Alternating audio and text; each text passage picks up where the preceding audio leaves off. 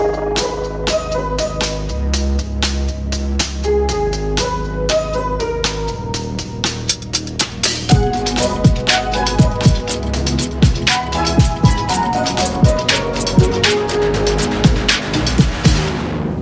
with Medea Benjamin, one of the main organizers for Code Pink. There's a very highly viral videos of yourself and other members of Code Pink really getting in the faces of elected officials in DC. Can you just talk a little bit about the goal and why pressuring officials and in that space is important to Code Pink? At first, when this genocide began, the public opinion polls showed that there was still majority support for Israel.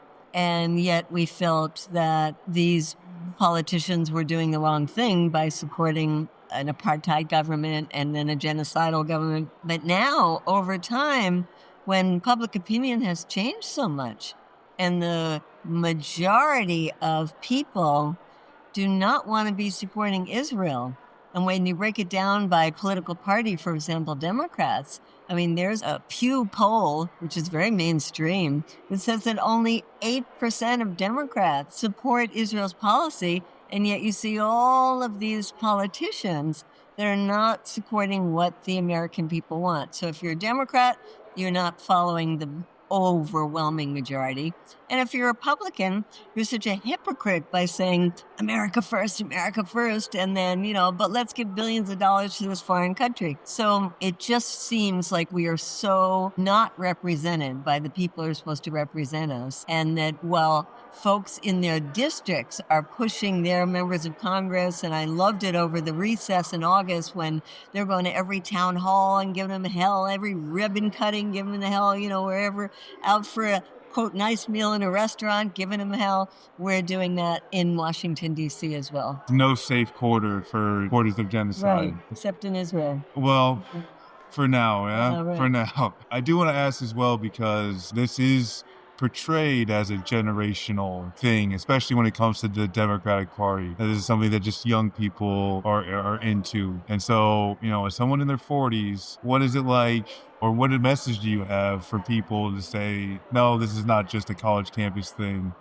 This is something that, not just people outside of their 20s are active in, but this is something that people outside of their 20s should be getting involved in some of these more direct action things? Well, this is something that anybody who has a heart or a soul or a conscience or anything good in your human body should get involved in, because how can you know what's happening and not do something about it, no matter what your age? On the other hand, I am so glad that it is a generational issue in the sense that young people are not getting their news from cable television, from corporate media, and so they're not hearing the constant propaganda that's parroted in the U.S. media coming directly from Israel. And so they're looking at social media and so many good alternative sources of media and of news right now that they're getting a much better understanding of what's really happening. And that's why you do see in the public opinion polls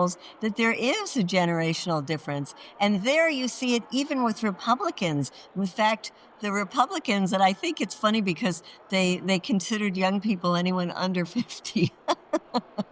Well, that's with Congress. Like, yeah. With Congress, that's true. Like, yeah. But the majority of Republicans in the younger category are against U.S. support for Israel. So in that sense, it's a generational issue, which gives me hope, because I think it means that as this generation takes power, they're going to have a different view and different policies as well. So I look at, my generation. I'm in my 70s now, and I think so much of my generation was brought up with this idea that Israel is good. Israel is a democracy. I'm Jewish too, so on top of that, it's like, Israel is... In so much response to the Holocaust, and, absolutely, still that feeling of, you've got to support Israel. And yet, I do see so many people... I would fight about this issue constantly among relatives, among people in my cohort. And now I see them moving as well. Wow. And, I see that in Congress where we're talking about how so many of these Congress people are dinosaurs. I mean, literally, I'm young in Congress sometimes, people in their 80s. And the older ones have been funded by AIPAC time and again, and election after election after election. These younger people, many of them do come to power having gotten money from AIPAC, but now they're embarrassed about it. Mm-hmm. And we find that even people who got to their position thanks to AIPAC are now sometimes voting against AIPAC. And that's because they're hearing so much from their constituents. So anyway, going back to this issue of generational, yes, there is a generational divide in this, and it is that younger people see the truth. Kind of want to go back to something you were just saying, just as far as like moving politicians, because I think there's been, obvious frustration. We got the Democratic Party leadership that is 100%, I don't know there's much difference between Lindsey Graham and Chuck Schumer. But on the margin, someone like Elisa Slotkin, rhetorically, she's she started to slide a little bit. So I guess, is that something that Code Pink, this is where you see the victories that get to the ultimate victory? Are these little slides kind of let you know, okay, we got to just keep driving? Absolutely. I mean, people often say to me, how can you stomach going into Congress and being with those horrible people? And I say, one, it's the Congress we have. Two, they control our money, and they're the ones that decide, how much Israel is going to get. And three, it's our responsibility to move them. And so it's like, the second hand on the dial. It's moving painfully, slowly, but it is moving. And I actually anticipate in this coming year that it's going to move a lot faster because of the starvation issue. These members of Congress are feeling very embarrassed about what is being shown more and more on mainstream media now, too, which is starving children. And so you see people like Richie Torres, who only got his job thanks to $6 million from AIPAC, is now saying, yes, there's a humanitarian crisis. We have to do something about it. And, some of the Jewish members of Congress that have been very pro-Israel, Dan Goldman, for example, is, saying, yes, we've got to do something about this humanitarian crisis. So we're definitely seeing movement. They start out with things like what's easy for them. Sign on to a letter that says, let's get baby formula in. Yeah.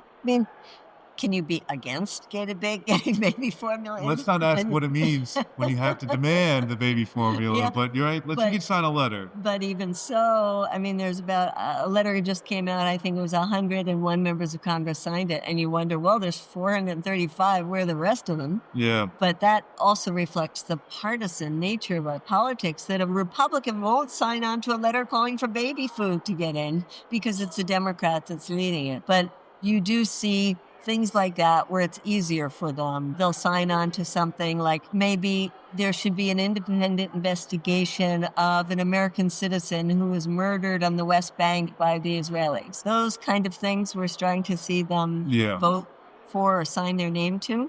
But we have to get them to the point where they say they'll sign onto a bill that says stop sending weapons to Israel. For things like that, I think I am just kind of curious as to your thought process on MTG and her amendment to stop all weapons voted against the entire bill. More just, I guess, to the point of, for some progressives, do you deal with them differently? Or I guess, how do you deal with the people who are close but maybe making disappointing decisions versus the people who, we see your viral videos of your really getting in the face of and hearing some of the most ghoulish responses. But for the people who seem kind of close to these progressives, what's your mindset on kind of this former issue with the weapons and that amendment, and then also moving forward? How do we get them to actually push a little bit further? Yeah. Well, thanks to Bernie Sanders, we have had now 3 votes about weapons, and there are different packages about different weapons packages, and they're all, quote, supposedly offensive weapons, which should be easier to get people. We went from originally having 19 senators in the first vote. The second one, it went down to 15, and we were really upset about that, but we knew it was from blowback from AIPAC and other pro-Israel lobby groups. But then the one we just had recently was 27 members. And that's the majority of the Democratic caucus in the Senate. There were no Republicans. But it was I saw it as a big victory. Yeah. I mean, people who don't work in Congress are saying, only 27 members, what about all the other ones? I said, come on, we have this Congress is the one we have, and we have to deal with it. And that is a victory. We have to then keep pushing and getting more and more and more.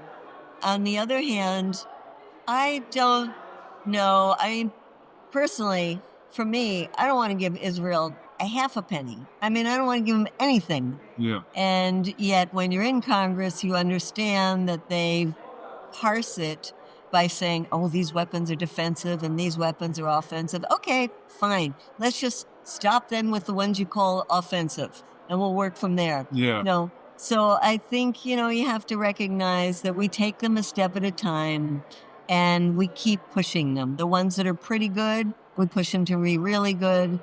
And the ones that are, for example, there were almost 40 members of Congress, all freshman Congress people, almost half Democrat and half Republican, who took the August recess instead of being with their constituents to go to Israel on an AIPAC trip.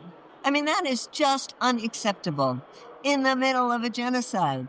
And so we feel it's important to get on every single one of them. We tried before they went to say, don't go on the trip. And a number of them did refuse then to go on the trip.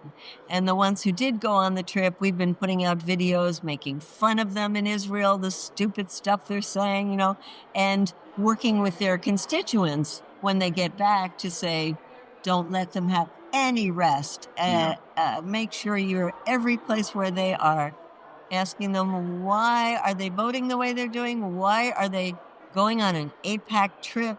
And what are they going to do to reflect the sentiments of their constituents? It is kind of amazing because some of them won't do a town hall, and yet you're hopping up in Tel Aviv. How does, they don't do a town hall because they're afraid of their constituents now. Yeah. I mean, so many of them have seen what happens in these town halls, and they're like, Yeah, no thanks. For the primaries coming up, do you have a coordinated effort to try and work within the primary system with the Democrats? You don't want to talk about it because you might be giving away, no.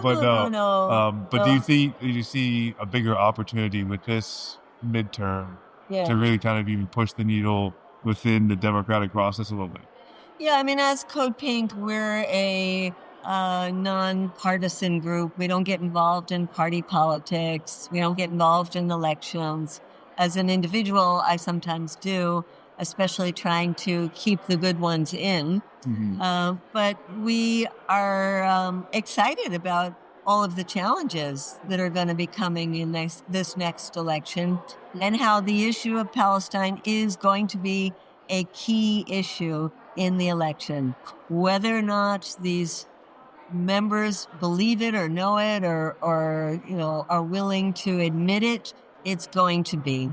And I think we're going to see the Democrats having to change, at least in their local election, because they're going to be up against primaries in their party of people who are saying, we can't continue to have a Democrat representing us who is pro-genocide. I don't know if MTG has any hope that like a similar type of issue, a similar type of wedge, not for the same reasons, I admit. But she has become so good. I mean, she is a racist. She is a homophobe. She is all kinds of things. She is so good on this. Her messaging is on point. Her messaging is brilliant. And I found out recently one of the reasons why. And that is she talks on a regular basis to one of the most wonderful Christian leaders in the West Bank. And that has softened her heart about this issue. Huh. And we go into her office like once a week. We talk to her staff all the time. They're becoming better and better and better on this issue. And it used to be, she wouldn't even say the name of Israel. She would say, we shouldn't be giving money to any foreign countries. And we kept saying to her, name them. Say Israel. And then she started using the word Israel. Then she was just, America first, don't give our money to foreign countries. And then she came out for the visas for the children. Children. Yes. Yeah. And that's not just in America first, that's a heart issue. Yeah. You know? So she is moving in a very positive direction. And one of the things that is moving her is this constant contact she has with some really good people in the West Bank. But the other is that she's seeing the response to her social media and all over is tremendous. I mean, she's got millions of followers. Yeah. And she says right to AIPAC, to the camera, AIPAC, you're coming after me? Go for it. Because she knows she has so much support. There's another Thomas Massey. Yeah. Where he's just more of like, AIPAC, go away. I don't think we've seen him too much speak out, but like, I wish, and even like you were saying before, that the Democrats would just realize how powerful of an issue this is. This is what, I believe being pro-genocide is what lost Kamala elections. But it was before, it was when Joe Biden and the cops were beating the hell out of the college students. Like, those are your volunteers. That's your base that you're knocking their heads in, and then you're calling them anti-Semitic. Yeah. I do hope that they, at the very least, cynically realizing what a powerful issue this is, if not because of how horrific it actually, Well, now you see even people like Jake Sullivan who are coming out and saying that we shouldn't be sending weapons to Israel. Yeah. Oh, boy. Or Matt Miller. Oh, well, I had to lie about war crimes as my job, but now that I'm on this podcast, it's, so yeah, Democrats, you'd think at least they would put their finger up in the air and say, which way is the wind? Oh, it's enormous. Yeah. It's going that way. Why am I going this way? AIPAC, money and all of that. But at some point, the human tide of disgust, has to go. And I guess that's something that, even being here, it's something that I believe more than I think I've ever really just believed anything, is that this will happen. It is going to happen, because all of the work, just little inch by inch that happened with politicians happening across the world. I mean, the first time a non-enemy of the United States is even, looked into by the international court system, that is something. Look, the U.S. is going to pay a very heavy price for having supported this. And it should. Yeah. Well, I love you. Gotta get this now. Thank you so much. Yeah.